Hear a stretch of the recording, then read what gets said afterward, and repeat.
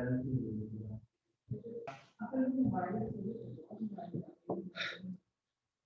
अस्सलाम वालेकुम students. We are going to start our topic about United Nation.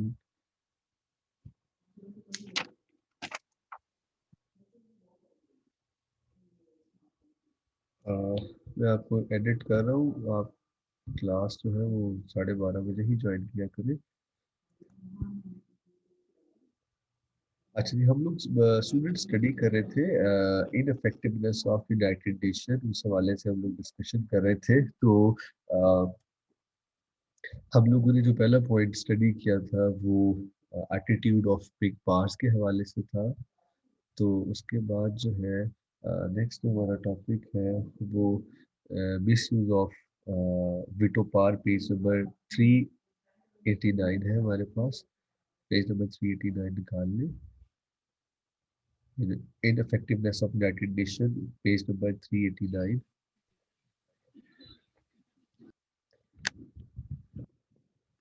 जी, मैं इसको रीड आउट कर रहा हूँ, आप जरा गौर से सुनिएगा. ठीक है. Misuse of veto power, point number second है. While drafting the Charter of United Nations, the right of veto of the big powers in respect of unanimous decision on certain matters was recognized to make the decision of Security Council more effective and realistic. But it was observed that this privileged position of the big power proved a main hurdle in regard to the important decision to be taken by the Council. The game of power politics, with all of its drawback, is fully reflected in its working. Big power would not refrain from the frequent use of veto powers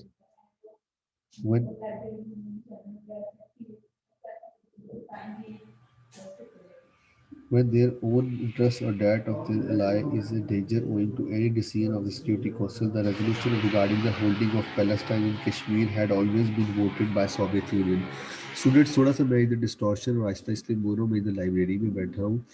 इधर net available था यहाँ पे college में, तो इस हवाले से थोड़ा सा मैं इसलिए यहाँ पे आहिस्ता बात कर रहा हूँ. पीछे डिस्टॉर्शन भी हो सकती, थोड़ा काम भी हो रहा है, लेकिन ज़रा आप गौर से सुनिएगा. अच्छा, हम लोग अभी एटीट्यूड ऑफ बिग पावर्स के बारे में हम लोगों ने बात की थी कि बहुत सारे ऐसे डिस्प्यूट हैं जो कि सेटल्ड हो सकते हैं, लेकिन आप देखते हैं सुपर पावर्स के अपने पर्सनल स्टेक्स होते हैं, जिसकी वजह से वो जो है वो उसको उस अनरिजॉल्व इशू को रिजॉल्व नहीं करते. तो उस हवाले से जो है ये हम लोग डिस्कस करते आगे. Miss use of veto power, जैसे हमको पता है कि 5 पावर्स है उनके पास. वीटो के इख्तियारात हैं, वो वीटो कर सकते हैं. अब उसमें जो है वो देखते हैं कि हमेशा से देखा जाता है, बेशक आप देखते हैं कि सिक्योरिटी काउंसिल बड़ा इफेक्टिव है और बड़ी पुरुमीद है. बहुत सारे इश्यूज रिजॉल्व हुए सिक्योरिटी काउंसिल जनरल असेंबली में, लेकिन उसके बावजूद इसके कुछ ड्रॉबैक्स हैं कि आप देखते हैं जो बिग पावर्स है वो always refrain from the frequent use of veto power and their own interest. अब देखते हैं जब उनका अपने मुफादात होते हैं तो फौरन से पहले उसको, लेकिन जहाँ पे इंटरनेशनल कम्युनिटी की बात आती है, इंटरनेशनल पीस की बात आती है, या किसी दो कन्फ्लिक्ट्स की बात आती है जहाँ पे वो समझते हैं कि यहाँ पे हमारा मफाद शामिल नहीं है, तो वहाँ पे वो उसके अगेंस्ट में या फेवर में वीटो करते हैं. बेसिकली सिक्योरिटी काउंसिल का मकसद ये है, और वीटो जिनके पास है उनका मकसद ये है कि वो इखलाकी तौर पे और आप कह लें कि विदाउट एनी डिस्क्रिमिनेशन उसको जो भी अकॉर्डिंग टू आप देखें यूएन चार्टर है या इंटरनेशनल लॉस जो मोरालिटी है उस हवाले से डिसीजन मेकिंग होनी चाहिए. किसी को फेवर नहीं देनी चाहिए, कोई फेवरेट नेपोटिज्म यहाँ पे नहीं होना चाहिए. लेकिन आप देखते हैं कि जो वीटो पावर्स का इस्तेमाल है वो हमेशा से मिस यूज किया जाता है, और अक्सर ऐसा हुआ है कि जो ऐसे इश्यूज जो कि रिजॉल्व हो सकते हैं, लेकिन वीटो पावर के इख्तियारात की वजह से आप देखते हैं कि वो जो है वो अनरिजॉल्व रह जाते हैं. बहुत सारे ऐसे इश्यूज हैं क्योंकि उसमें किसी न किसी एक स्टेट का पर्सनल स्टेक्स होते हैं. जैसे मैंने बताया था, अगर कोई भी स्टेट वीटो कर देता है किसी भी डिसीजन के खिलाफ, तो वहाँ पे क्या होता है, वहाँ पे उसके ऊपर इम्प्लीमेंटेशन नहीं होती. तो यहाँ पे भी हमेशा पैलेस्टाइन इशू, कश्मीर इशू के ऊपर आप देखते हैं कि यहाँ पे जो है वो वीटो हो जाता है अगेंस्ट रशिया. इंडिया के साथ फेवर की वजह से उसको वीटो कर देता है. चाइना हमारे फेवर में कर देता है, लेकिन एक आधा वीटो हो जाता है. ब्रिटेन हमारे अगेंस्ट वोट कर देता है, तो वो डिसीजन स्टिल पेंडिंग रह देता है. इसकी बहुत मेजर एग्जांपल्स आप देखते हैं, पैलेस्टाइन जो फलस्तीन जिसको बोलते हैं वो इशू देखते हैं, और आपका Kashmir issue is major example of these unresolved issues.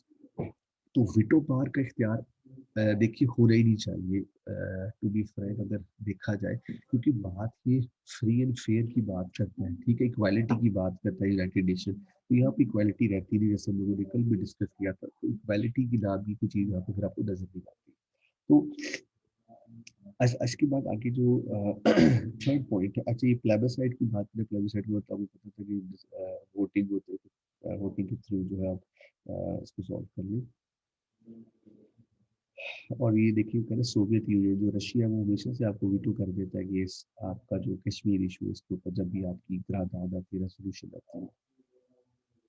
Weakness in the execution of decision, weaknesses in the execution of decision जी, कमजोरी एग्जीक्यूशन होता है उसके ऊपर अमल दरामद करना, अमल दरामद करने में कौन कौन से उनके जो डिसीजंस है। अब अगर एक फॉर एग्जांपल एक डिसीजन जैसे हम देखते हैं कि प्लेबसाइड का decision America sorry United nation ने दे दिया है कि प्लेबसाइड होना चाहिए कश्मीर में, उसके बावजूद आप देखते हैं वहाँ पे प्लेबसाइड नहीं हुई, तो जो वीकनेस ऑफ डिसीजन लाइक जो डिसीजन है उसकी जो एग्जीक्यूशन है उसके ऊपर जो अमल दरामद है वो नहीं हो रहा। बेटा पेज नंबर 389 है, ठीक है 389। तो थर्ड पॉइंट है, तो मैं इसको रीड आउट करता हूँ, उसके बाद सुनिएगा इसमें क्या कह रहे हैं।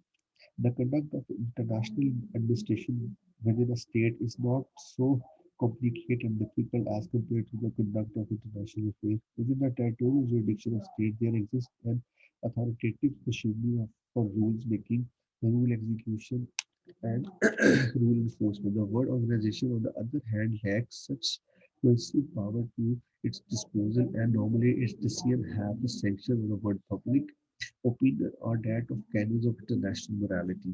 जी, अच्छा अब वो यही बात इसमें कर रहे हैं कि बेटा हाँ जी 389 है। अच्छा जी, अब वो कह रहे हैं जो भी डिसीजन मेकिंग होती है इंटरनेशनल अफेयर्स के हवाले से, कोई भी टेरिटोरियल जुरिडिक्शन के हवाले से कोई भी इलाके की हदूदबंदी के हवाले से टेरिटोरियल ऑफ स्टेट, उसको देखते कि वहाँ पे जो एग्जीक्यूशन है वो आपको वहाँ पे इन्फोर्समेंट जो होती है उसका नाफिज करना आपको नजर नहीं आता। तो this is the main reason कि आप देखते हैं कि बहुत सारी ऐसे मामलात हैं जो यूनाइटेड नेशन के अंदर जो कि स्टिल पेंडिंग पड़े, क्योंकि कोई ऐसी फोर्स नहीं जो उन डिसीजंस को इम्प्लीमेंट करवा सके। तो आप देख सकते हैं कि यहाँ पे डिफरेंट कंट्रीज के इवन के सैंक्शंस लगाई जाती है, सैंक्शन ऊपर पाबंदियां लगाई जाती है लेकिन जिनके ऊपर पाबंदियां लगाई जाती है उनके ऊपर फौरन अमल दरामद हो जाता है। जैसे ईरान के ऊपर देखते हैं, यूनाइटेड नेशन ने ईरान के ऊपर पाबंदियां लगा दी, ठीक है, कि किसी के साथ ट्रेड नहीं कर सकता, किसी के साथ उसके मामला उससे हो सकती है। यहाँ पे अब क्या हो जाता है, जब आप किसी को पाबंदियां लगा देते वो उसके ऊपर इम्प्लीमेंट हो जाता है जो वीकर स्टेट्स है, जहाँ पे आपके अपने पर्सनल स्टेक्स है वहाँ पे आप उसके ऊपर अमल दरामद नहीं करवाते। तो सबसे मेन रीजन है कि जो वीकनेस ऑफ डिसीजन है स्पेशली एग्जीक्यूशन के हवाले से वो बड़ा जो है मामला कह लें कि अच्छा नहीं है। तो इस हवाले से जो है वो इसकी जो साख है उसको आप थोड़ा सा कह सकते हैं कि कह लें कि 100% ये इफेक्टिव नहीं है, ठीक है, क्योंकि इसमें डिसीजन मेकिंग के ऊपर, डिसीजन इम्प्लीमेंटेशन के ऊपर, लेजिस्लेशन कानून साजी के अंदर बहुत सारे मामला ऐसे हैं जो कि अनरिजॉल्व रहते हैं और अपने अपने जो मुफादात होते हैं उनको देखा जाता है, ठीक है। आगे नेक्स्ट जो पॉइंट है वो फोर्थ पॉइंट है, इशू ऑफ डिसआर्मामेंट म्यूचुअल जी, fourth point page number 390। Mutual suspicion among the nations have always been a major hurdle in the conduct of international affairs due to certain geopolitical reasons. Some states have to give topmost importance to the security problem. Consequently, a race has been going on among nations to accumulate more destructive weapons to improve their military might.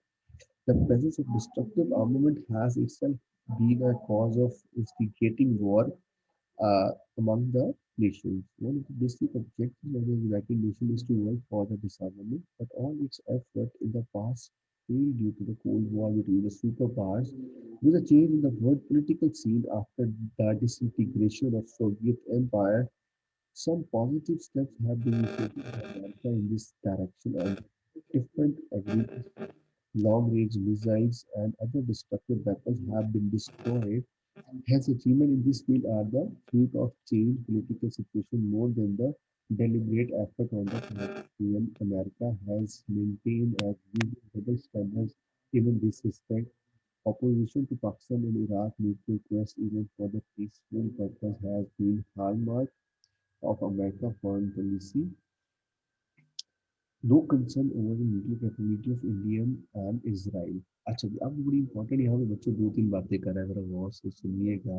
एक तो सबसे पहले वो यहाँ पे वो कह रहे हैं कि आप उसने कोल्ड वॉर का जिक्र किया है, कोल्ड वॉर का वर्ड यूज किया, वो क्या होती है, आप में से होपफुली कुछ स्टूडेंट्स को पता होगा। और उसके बाद आगे इसने यहाँ पे बात की है कि जो आप देखते हैं कि स्पेशली डिसआर्मामेंट के हवाले से इसराइल के साथ क्या एटीट्यूड है, इंडिया के साथ क्या एटीट्यूड है। वो स्टॉक पाइलिंग कर रहे हैं, वो न्यूक्लियर वेपन्स बना रहे हैं, तो कोई मसला नहीं है, उनके ऊपर कोई रिस्ट्रिक्शन नहीं है, उनके ऊपर कोई सैंक्शंस नजर नहीं आती, ठीक है। लेकिन आप देखते हैं डिसआर्मामेंट के हवाले से जो है वो जो दूसरी स्टेट्स हैं, कभी पाकिस्तान के ऊपर पाबंदियां लगाई जाती हैं, कभी दूसरी और स्टेट्स हैं, जैसे कि अपने ईरान अगर हासिल करना चाहता है तो उसके ऊपर रिस्ट्रिक्शन है, फिर और बहुत सारी नॉर्थ कोरिया है, उसके ऊपर रिस्ट्रिक्शन है कि आप न्यूक्लियर वेपन्स मेंटेन नहीं कर सकते। तो बात ये करने की है जिन स्टेट्स के इनके अपने मफादात है, पर्सनल स्टेक्स है, उनको इजाजत है। बेसिकली इशू ऑफ डिसआर्मामेंट, डिसआर्मामेंट का अगर वर्ड यूज करते हैं कि आप जो बैलिस्टिक मिसाइल्स है, जो स्टॉक पाइलिंग कर रहे हैं आप अपने वेपन्स की, न्यूक्लियर वेपन्स आ जाते हैं उसमें, दूसरे वेपन्स आ जाते हैं, तो उसको आप जो है वो रिफ्रेन करें, उससे भाग रहे, उससे रुके, उसे कंटेन करें। ये तमाम स्टेट्स के लिए डिसीजन है। ये किसी एक स्टेट के लिए जो है वो डिसीजन नहीं लिया गया कि तमाम स्टेट्स जो है वो इक्वालिटी की बेस के ऊपर से खत्म करें। सबसे बड़ा आपको एग्जांपल नजर आती है, वो कह रहा है जी कोल्ड वॉर के अंदर। कोल्ड वॉर क्या है जी बच्चों? कोल्ड वॉर है जी, आप कह लें कि अमेरिका एंड रशिया के दरमियान ये वर्ल्ड वॉर सेकेंड के बाद से लेके 1991 तक ये कोल्ड वॉर जारी रही, ठीक है। बेसिकली जब तक रशिया डिसइंटीग्रेट नहीं हुआ, जब तक जो यूनाइटेड नेशन था, सॉरी यूनाइटेड स्टेट था, वो यूनिपोलर नहीं बन गया। देखिए पहले वर्ल्ड जो था वो बायपोलर था, दो स्टेट्स थी, चाहे रशिया एंड अमेरिका, आप देखते उसके बाद यूनिपोलर हो गया। यूनिपोलर से हुआ था एक ओनली। तो अब यहाँ पे बात ये की जाती है कि कोल्ड वॉर का क्या, कोल्ड वॉर मतलब ठंडी वॉर, आप कहेंगे कोल्ड वॉर से मुराद होता है कि आप डायरेक्टली इंटरवीन नहीं, आपने वॉर के अंदर कभी आपकी वॉर एस्केलेट नहीं हुई, लेकिन टेंशन ऑलवेज रही एक दूसरे के खिलाफ। बहुत सारी ऐसी टाइम है, ये 45 से लेके आगे ऑनवर्ड, ये 56 डिफरेंट डेकेड्स के अंदर बहुत ज्यादा टेंशन रही आपस में।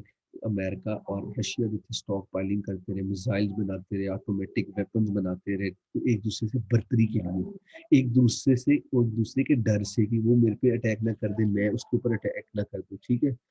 तो इस हवाले से ये जंग जारी रही, स्टॉक पाइलिंग करते रहे, बनाते रहे। आप देखिए दूसरी तरफ यूनाइटेड नेशन ये कहता है कि डिसआर्मामेंट हो, असला बनाना बंद किया जाए, न्यूक्लियर वेपन्स को जो है आगे फैलाया ना जाए, उसको स्टॉप किया जाए, उसकी जो है वो उसको हासिल ना किया जाए। दूसरी तरफ आप देखते हैं रशिया और अमेरिका क्या करते हैं, वो रोज बरोज जो है वो हर साल अपने न्यूक्लियर वेपन्स के अंदर इजाफा करते जाते हैं। तो ये एक बहुत बड़ा आपको ड्रॉबैक नजर आता है, स्पेशली इस हवाले से कि यूनाइटेड नेशन की पॉलिसीज जो है वो अमेरिका के लिए क्या है, यूनाइटेड नेशन की जो पॉलिसीज है वो रशिया के लिए क्या है। तो देयर आप कह लें कि ड्रास्टिक जो है वो डिफरेंस है between both, between the policies of United Nation, specially for the weaker states and specially for the stronger states. So तो ये इशू जो है डिसआर्मामेंट का, ये कोल्ड वॉर के अंदर आपको नजर आता है। कोल्ड वॉर की और भी बड़ी डिटेल है, तो वैसे किसी दिन डिस्कस करेंगे, लेकिन मेजर अगर आपसे कोल्ड वॉर पूछता है तो कोल्ड वॉर बच्चों यही है कि अमेरिका एंड रशिया के दरमियान जो था वो 42nd वर्ल्ड वॉर के बाद एक दूसरे के ऊपर बर्तरी के लिए ये जंग जो थी वो कंटिन्यू रही, जारी रही। एक दूसरे पे फौकियत हासिल करने की, एक दूसरे के ऊपर बर्तरी हासिल करने की, एक दूसरे को डोमिनेट करने के लिए ये स्टॉक पाइलिंग करते रहे। ये जो है वो न्यूक्लियर वेपन्स बनाते रहे। और दूसरी तरफ यूनाइटेड नेशन डिसआर्मामेंट की बात करते हैं। बेसिकली इनके दरमियान एक दो ट्रीटीज भी साइन हुई थी। उसमें एक बड़ी फेमस ट्रीटी है, ट्रीटी ऑफ सॉल्ट के नाम से। सॉल्ट जो आपका ये नमक होता है, एसिड की सॉल्ट, ट्रीटी ऑफ सॉल्ट थी। ये भी जो है बड़ी बिटवीन रशिया एंड अमेरिका जो बड़ी एग्रीमेंट था, basically to stop stockpiling of nuclear weapons. और ये बेसिकली ये जो वायदा था इसमें ये तय हुआ था कि बहुत सारे जो न्यूक्लियर वेपन्स हमारे पास पड़े हुए हैं, हम इसको डिस्ट्रॉय करेंगे। तो जो आपका रशिया है और अमेरिका है, इन्होंने इस बात की यकीन दहानी करवाई आपस में एक दूसरे के साथ इस मुआहदे के तहत कि हम अपनी जो स्टॉक फाइलिंग है उसको खत्म करेंगे, ठीक है।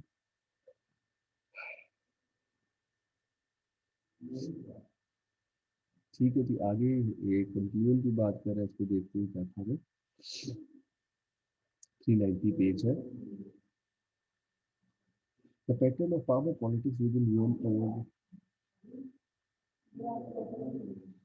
the pattern of power politics within UN over the decades has been marked by Cold War among big powers. Most of its policies and decisions reflects polarization and conflicting interests, keeping the view the present world political situation bright future prospects for UN cannot be ascertained. The yearning for a world government still remain a remote idea and forlorn hope. Despite all its shortcomings, the United Nations, however, has been the most effective world organization ever experienced by mankind. Much hope still lies in its regard to the peaceful settlement of world problems. जी, अब उसने दो दो पहलुओं का जिक्र किया conclusion के अंदर। सबसे पहला तो उसने बात की है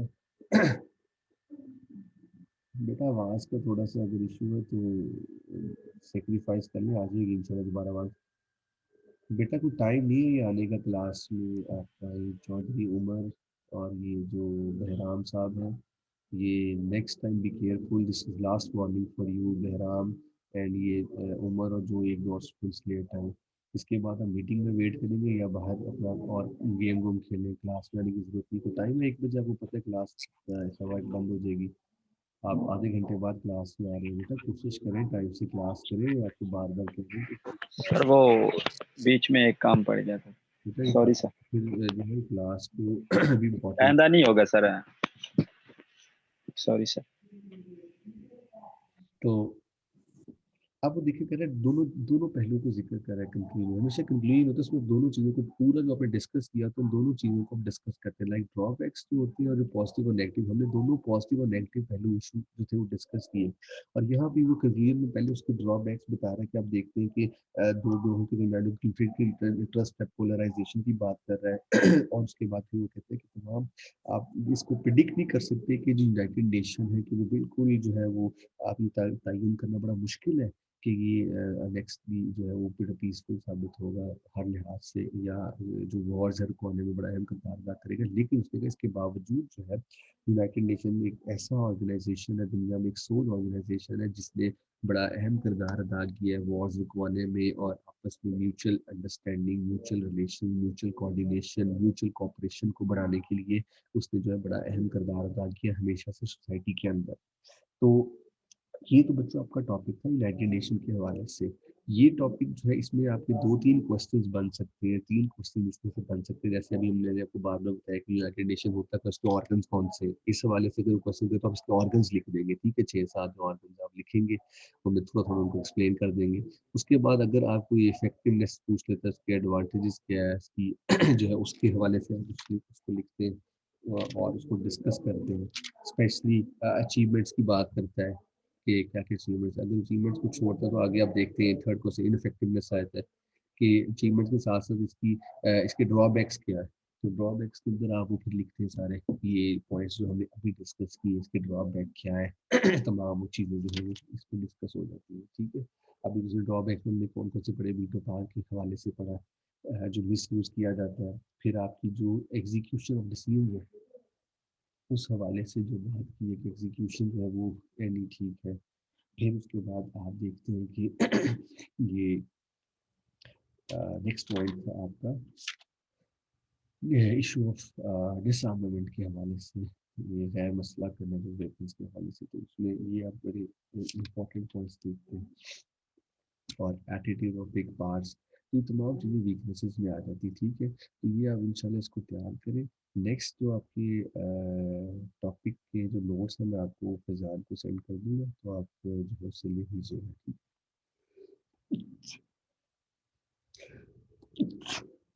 अटेंडेंस जो है वो मैं मार्क कर देता हूँ, आप कौन कौन से स्टूडेंट्स हैं, मैं एक दफ़ा आपको नाम रिकॉल कर लूँ, तो आप मुझे मैसेज में यस सर बोल दीजिए, ठीक है। जिसका यस सर मैसेज में नहीं आएगा, आवाज़ से नहीं बोलना, मैसेज में आपने बात करनी है। जिसका यस का मैसेज नहीं आएगा तो उसको मैं एब्सेंट कंसीडर करूँगा बेटा, ठीक है।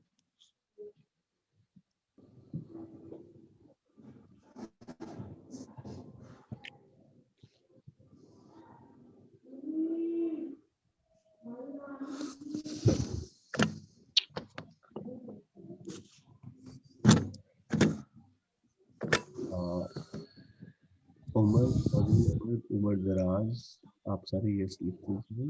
Asad Ali Baloch, present sir. बेटा मैंने कहा बोलना नहीं है, मैसेज में यस लिखते हैं, बेटा समझ नहीं आ रही आपको, आपका साबुन भी स्लो। सारक हुसैन, बहराम, चौधरी फिजान, शान लतीफ, इस्लामाबाद,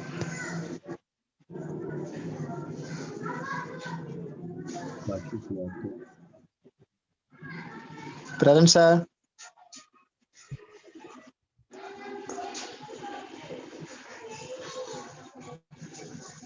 मोहम्मद हसीन, अवैस सिद्दीकी, उमर दराज, उस्मान अली,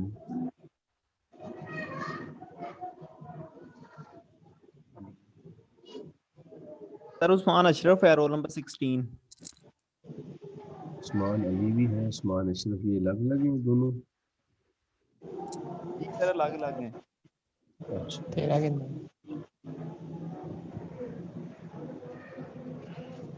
उस्मान अली प्रेजेंट सर।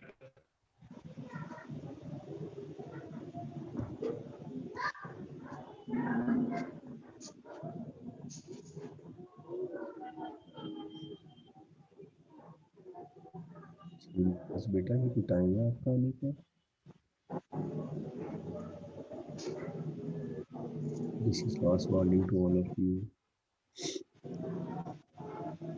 और कोई ऐसे स्टूडेंट जिसका मैंने नाम नहीं बोला, अवैस के जो सर असद अली। वलीद, जुबैर, सर जुबैर हो। ठीक है। सर असद अली 09। जी ठीक है, थैंक यू सर। ओके।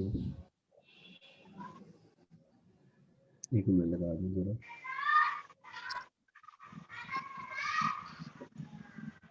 हाँ यहाँ भी सहमंदा वो सहमंदा ही है। आई में वाला बोल रहा हल्ला सहमंदा लग रहा टेस्ट है या सर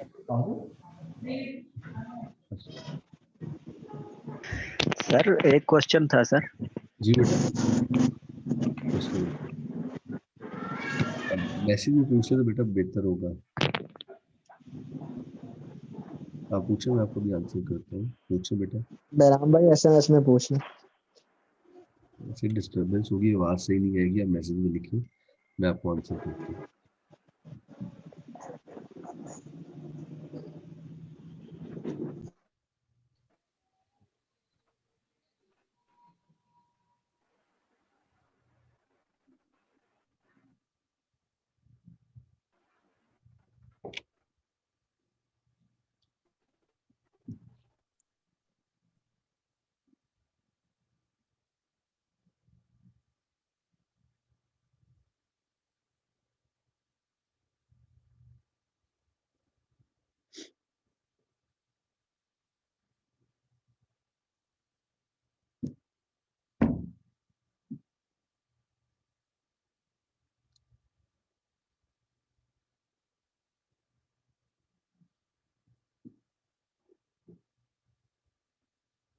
जी बिल्कुल, आपके एक जज जो थे वो इंटरनेशनल कोर्ट के जो है वो जज भी बने थे, मुझे उनका नाम बेटा ज़हन में नहीं आ रहा। आप गूगल करेंगे तो आपको आ जाएगा।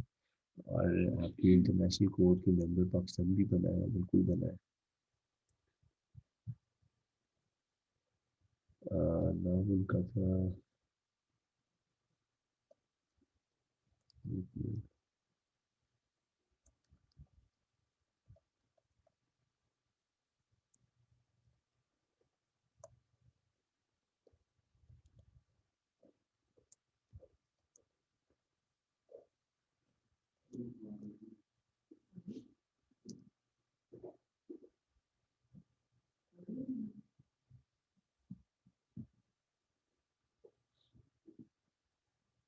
नाम बेटा मेरा ज़हन में नहीं है, आप इसको देखिए आपको नाम आ जाएगा, उनका नेम क्या है।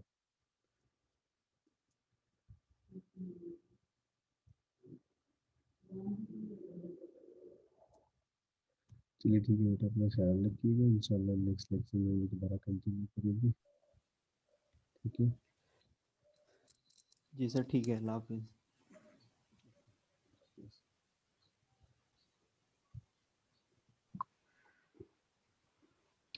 अगर किसी को और भी क्वेश्चन है वो मैसेज में पूछ सकते हैं।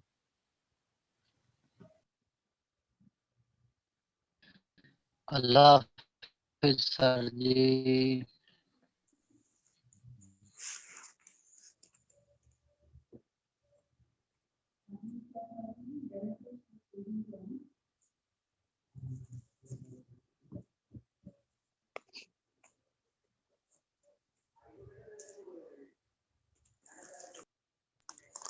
सर मेरी अटेंडेंस लग गई है, वलीद बिन खालिद, रोल नंबर 38। बेटा अटेंडेंस लगती है। भाईजान एक दफा